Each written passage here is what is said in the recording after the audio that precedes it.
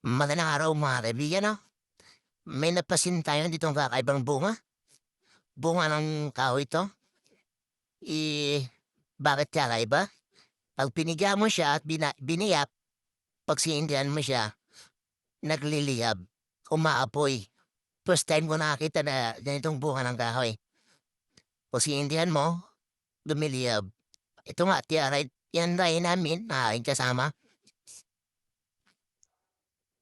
Natatakot kami baka biglang lumiyab sa aming kamay. Kaya piniga namin ng husto, 'yan kasi hindi pa napiga at 'yun, piniga namin ng husto.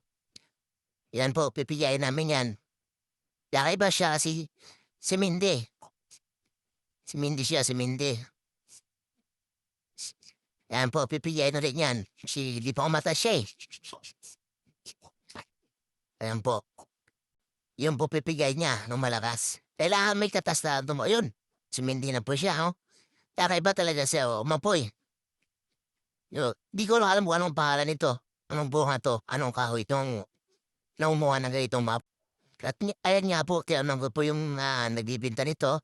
Ito po'y mabilis na daw panghilot o para pangmasas sa katawan. Tanggal yung mga sakit ng katawan at yung epekto niya sa katawan, masarap kasi medyo mainit daw. Siguro nga naman kasi maapoy yung ito basahin niyo po, oh. Kung gusto niyo pong bumili, pumunta po kayo sa Quiapo, nasa Quiapo lang po siya, yun po.